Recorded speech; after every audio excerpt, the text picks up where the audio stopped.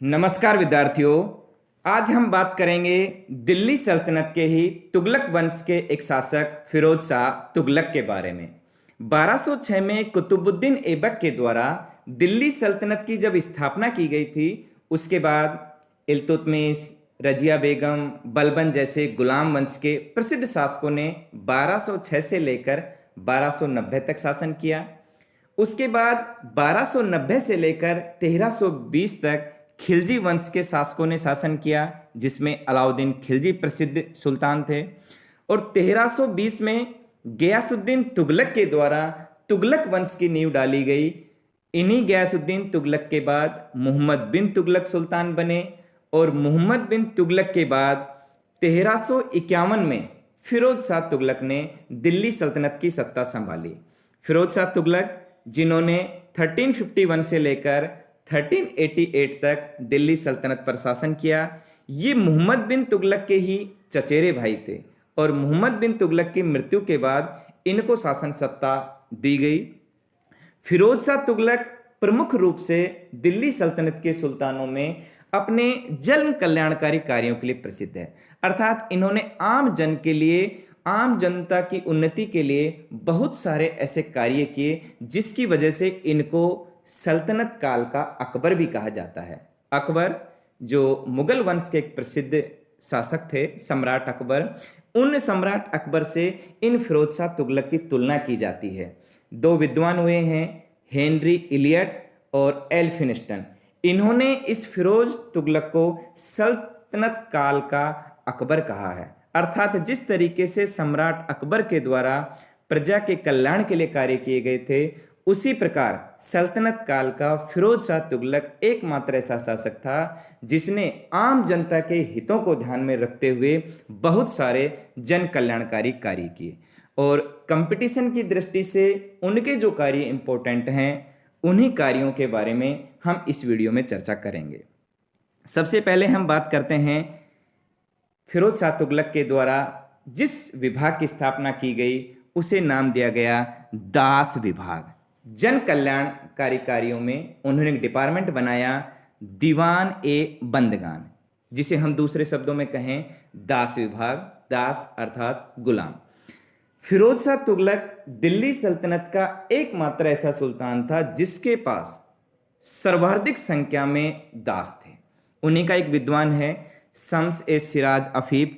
उन्होंने ये बताया है कि उनके पास लगभग 1,80,000 दास थे और ये दास उनकी व्यक्तिगत सेवा के अलावा साम्राज्य के दूसरे कामों में भी इनको लगाया जाता था। कहा जाता है कि फिरोज शाह तुगलक को फलों के बाग बगीचे लगाने का बड़ा शौक था और इन्होंने लगभग 1200 के आसपास फलों के बाग लगवाए थे और उन फलों के बाग बगीचों में ही इन दासों को काम में लगाया जाता था, इन गुलामों को काम में लगाया जाता था। और इन गुलामों को सही तरीके से, व्यवस्थित तरीके से नियंत्रित किया जा सके, इनकी समस्याओं का समाधान किया जा सके, इसके लिए इन्होंने अलग से एक डिपार्टमेंट बनाया और उसे इन्होंने नाम दिया दीवान ए बंदगान या दास विभाग। उसी प्रकार इन्होंने एक विभाग बनाया दीवान ए इस्तिहाक, जिसे पेंशन विभाग भी बोलते हैं। फिरोज शाह तुगलक के समय क्या समस्या थी कि जो सैनिक थे, उनकी जब उम्र हो जाती थी तो धीरे धीरे उम्र बढ़ने के साथ साथ उनकी क्षमता में, युद्ध लड़ने में धीरे धीरे कमी होती जाती थी।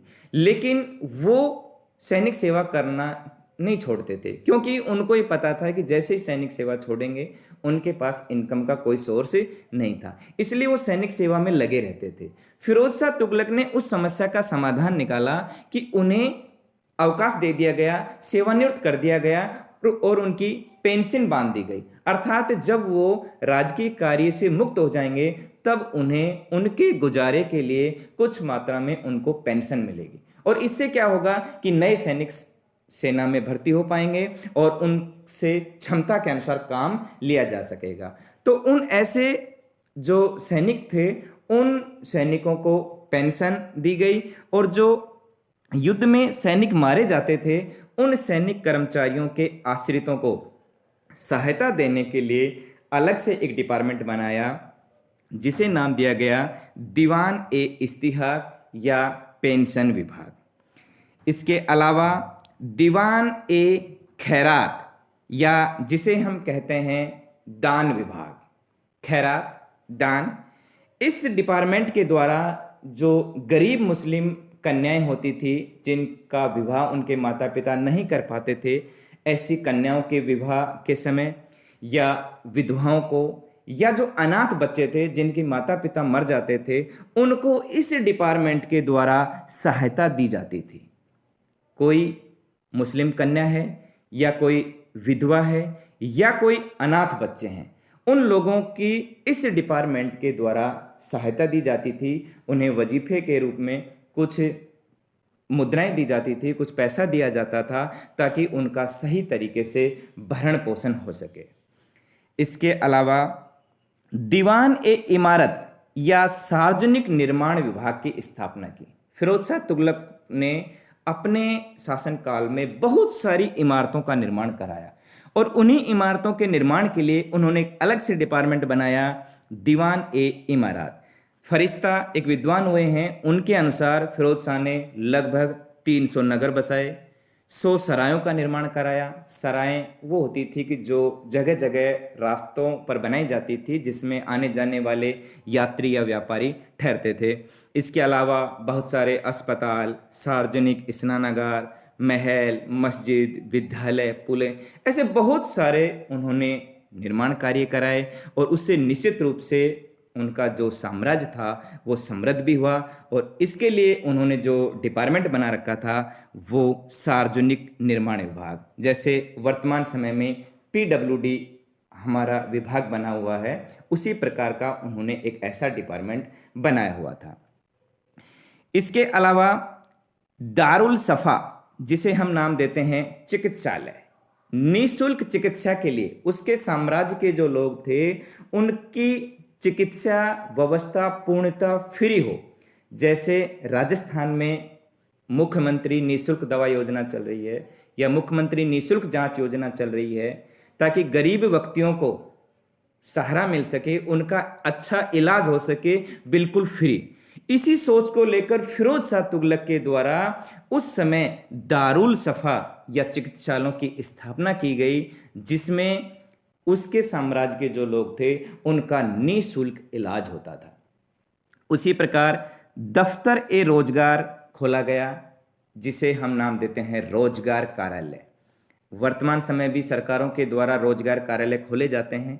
फिरोज शाह तुगलक ने इन रोजगार कार्यालयों में इस प्रकार की व्यवस्था की कि कोई भी उसके साम्राज्य का व्यक्ति वहां आकर अपना एनरोल्ड करा दे, अपने आप को रजिस्टर्ड करा दे, उसकी जो योग्यता है उसको बता दे, उसकी जो स्किल है, उसको किसी क्षेत्र में दक्षता प्राप्त है वो बता दे कि उसने क्या काम सीखा हुआ है, उसका वर्णन करा दे और उसकी योग्यता के हिसाब से फिर उसे रोजगार प्रदान कर दिया जाता था। इस प्रकार बेकार मुस्लिमों को रोजगार उपलब्ध कराने के लिए उनके द्वारा दफ्तर ए रोजगार या एम्प्लॉयमेंट डिपार्टमेंट खोला गया, ताकि कोई भी व्यक्ति बेकार नहीं रहे और उन्हें काम मिले। इसके अलावा उन्होंने नगरों की स्थापना की। हिसार, फिरोजाबाद, फतेहाबाद, फिरोजपुर, फिरोज शाह कोटला, जौनपुर, ऐसे कुछ प्रसिद्ध नगर बसाए। कई बार कंपटीशन में प्रश्न पूछा जाता है, ऑप्शन में दिए जाते हैं कि इनमें से किस नगर की स्थापना फिरोज शाह तुगलक के द्वारा हुई या इनमें से कौन सा नगर फिरोज शाह तुगलक के द्वारा नहीं बसाया गया। ये कुछ प्रसिद्ध नगर हैं जिनकी स्थापना फिरोज शाह तुगलक के द्वारा की गई। जौनपुर शहर की स्थापना फिरोज शाह तुगलक के द्वारा ही की गई थी। ये प्रश्न कंपटीशन में कई बार पूछा गया है। इस शहर की स्थापना उन्होंने अपने भाई मोहम्मद तुगलक की याद में की थी और इसे सिराज ए हिंद नाम से भी जाना जाता था। जौनपुर को मोहम्मद बिन तुगलक, जिसे जूना खा भी कहा जाता है, कंपटीशन में ऑप्शन में कई बार जूना खा या कई बार मोहम्मद बिन तुगलक दे दिया जाता है कि इनमें से किस शहर की स्थापना मोहम्मद बिन तुगलक की याद में की गई, तो वो जौनपुर है। जौनपुर जहाँ पर अटाला मस्जिद बनी हुई है और ये शहर अपने आर्किटेक्चर के लिए, स्थापत्य कला के लिए और शिक्षा के लिए बड़ा प्रसिद्ध था। बाद में सरकी वंश के शासकों ने यहाँ शासन किया और ये जौनपुर इन फिरोज शाह तुगलक के द्वारा ही बसाया गया अपने भाई जूना खां, जो आगे चलकर मोहम्मद बिन तुगलक के नाम से राजा बना। मोहम्मद बिन तुगलक, उनकी याद में इस शहर की स्थापना फिरोज शाह तुगलक के द्वारा करवाई गई। उन्होंने आम जनता को सिंचाई में प्रोत्साहन दिया ताकि आम जनता अपनी खेतीबाड़ी सही कर सके, साम्राज्य में आय बढ़ सके, किसान सही तरीके से रह सके। और इसके लिए उन्होंने अपने क्षेत्र में बहुत सारी नहरों का निर्माण करवाया और जिसमें 5 नहरें बड़ी प्रसिद्ध हैं। उन्होंने सतलज से घग्गर, घग्गर से फिरोजाबाद, यमुना से फिरोजाबाद, यमुना से हिसार और मांडवी से हांसी, इन 5 प्रसिद्ध नहरों का निर्माण करवाया, जो ये नहरें एक क्षेत्र को दूसरे क्षेत्र से जोड़ती थी। और इन नहरों से, जैसे यमुना से फिरोजाबाद जाने वाली और यमुना से हिसार जाने वाली, उसी प्रकार सतलज से घग्गर नहर जा रही है, फिर घग्गर से फिरोजाबाद, और फिरोजाबाद और ये फतेहाबाद, ये नगर फिरोज शाह तुगलक के द्वारा ही बसाए गए हैं। तो उन नगरों तक पानी का प्रवाह सही तरीके से हो, सिंचाई व्यवस्था सही तरीके से हो, और इसके लिए उन्होंने जो पुरानी कुछ नहरें थी उनकी मरम्मत भी करवाई और इसके अलावा इन 5 नहरों का निर्माण करवाया। इसके अलावा आम जनता को थोड़ा सा रिलीफ देने के लिए जो कई प्रकार के कर लगा रखे थे, उसमें से उन्होंने 24 प्रकार के करों की समाप्ति कर दी। मतलब ऐसे बहुत सारे कर थे जो आम जनता पर लगाए हुए थे, उनको गैर इस्लामिक मानते हुए उन्होंने उन करों को समाप्त कर दिया। और तकावी ऋण, जो कई बार संकट के समय किसानों से वसूला जाता था, तो उस तकावी ऋण की वसूली भी स्थगित कर दी, उसको भी पोस्टपोन कर दिया कि कुछ समय के लिए इस कर को नहीं लिया जाए। इस प्रकार फिरोज शाह तुगलक के द्वारा ऐसे बहुत सारे आम जनता के लिए कार्य किए गए। इसके अलावा इन लोक कल्याणकारी कार्यों के अलावा अगर हम फिरोज शाह तुगलक के बारे में कुछ और महत्वपूर्ण तथ्य जानें, तो उसमें फिरोज शाह तुगलक दिल्ली सल्तनत का वह शासक था जिसने ब्राह्मणों पर भी जजिया कर लगा दिया था। जजिया कर, जब भारत में मुसल आक्रमण होते हैं, 712 में मोहम्मद बिन कासिम आक्रमण करता है, उसके बाद प्रथम बार भारत में जजिया कर लगाया गया, जो गैर मुसलमानों से लिया जाता था। लेकिन इस जजिया कर की एक विशेषता थी कि इसमें ब्राह्मणों को, महिलाओं को, बच्चों को, वृद्धों को, इनको छूट दी गई थी। मतलब इनको जजिया कर नहीं देना होता था। ब्राह्मण शायद लिखने या पढ़ने पढ़ाने का काम करते, तो इसलिए उनको रियायत दी गई होगी। तो मोहम्मद बिन कासिम के समय से जो जजिया कर की शुरुआत हुई थी और जो दिल्ली सल्तनत में आगे निरंतर चलता रहा, उस पूरे सल्तनत काल में किसी भी शासक ने इनके ऊपर प्रारंभ में, मतलब ब्राह्मणों पर, ये कर नहीं लगाया था। ब्राह्मण हो, बच्चे हो या महिलाएं हो, वृद्ध हो, इनको छूट दी हुई थी। लेकिन फिरोज शाह तुगलक एकमात्र ऐसा सुल्तान था जिसने ब्राह्मणों पर भी जजिया कर लगाया। मतलब उन्होंने ब्राह्मणों को भी इस कर से नहीं बख्शा, ब्राह्मणों पर भी उन्होंने जजिया कर लगा दिया। इसके अलावा इन्हें सल्तनत काल का अकबर भी कहा जाता है। 2 विद्वान हेनरी इलियट और एल्फिंस्टन हुए, उन्होंने इनके लोक कल्याणकारी कार्यों के आधार पर इनकी तुलना मुगल वंश के प्रसिद्ध शासक अकबर से की है और इसलिए इन्हें सल्तनत काल का अकबर कहा जाता है। इसके अलावा फिरोज शाह तुगलक दिल्ली सल्तनत का एकमात्र ऐसा सुल्तान था जिन्होंने अपनी आत्मकथा खुद लिखी।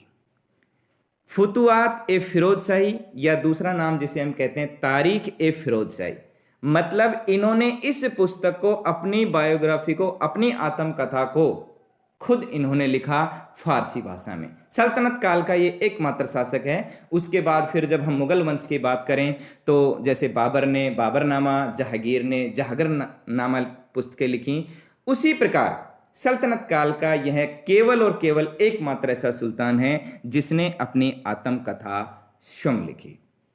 इसके अलावा इन्होंने सिंचाई के लिए नहरें बनवाई थी, लेकिन सिंचाई के ऊपर इन्होंने एक हक ए सर्ब नाम सिंचाई कर की शुरुआत भी की थी। हक ए सर्ब, ये कुल उत्पादन का प्रारंभ में 10% लिया जाता था, लेकिन आगे धीरे धीरे इसको कम कर दिया गया और ये कुल प्रोडक्शन का लगभग 2.5% ये कर लिया जाता था। ये सिंचाई कर लगाने वाला भी फिरोज शाह तुगलक दिल्ली सल्तनत का शासक था, जिसने सिंचाई कर की व्यवस्था की, क्योंकि इसने नहर वहरों का निर्माण करवाया था, तो सिंचाई के लिए इन्होंने ये इस कर की शुरुआत की। इसके अलावा इसकी भारतीय धर्म, दर्शन, नक्षत्र में रुचि थी और इसीलिए इन्होंने संस्कृत के एक नक्षत्र और दर्शन विद्या से संबंधित एक प्रसिद्ध ग्रंथ था, उसका फारसी भाषा में दलाइले फिरोज शाही नाम से अनुवाद करवाया। अर्थात उस ग्रंथ का अध्ययन करने के लिए जो संस्कृत में लिखा गया था, उसका उन्होंने फारसी भाषा में दलाइले फिरोज शाही नाम से फारसी में अनुवाद करवाया। इस प्रकार फिरोज शाह तुगलक सल्तनत काल के एक ऐसे सुल्तान थे जिन्होंने आम जन के लिए बहुत सारे कार्य किए, प्रजा के उत्थान के लिए ऐसे लोकोपकारी कार्य किए जिससे पहले की तुलना में अधिक सुखमय जीवन हुआ। परंतु फिरोज शाह तुगलक के ये जो कार्य हैं, ये अधिकांश मुस्लिम जनता तक ही सीमित रहे।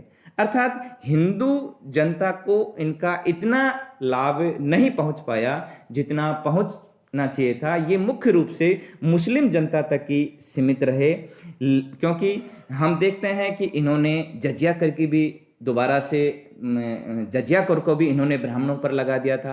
अर्थात जजिया कर जो अब तक ब्राह्मणों पर नहीं लगाया गया था, किसी भी सुल्तान ने उन पर नहीं लगाया था, सभी ने उनको मुक्त रखा था। फिरोज शाह तुगलक ने उन पर भी जजिया कर लगा दिया गया था। लेकिन कुछ भी हो, इनके द्वारा जो बाग बगीचे लगाए गए, जो निर्माण कार्य किए गए, जो दारुल सफ़ा या जो पेंशन विभाग, इस प्रकार के जो डिपार्टमेंट बनाए गए, उनसे प्रत्यक्ष और अप्रत्यक्ष रूप से दिल्ली सल्तनत की जनता को लाभ अवश्य हुआ। और कंपटीशन में इस फिरोज शाह तुगलक से कई बार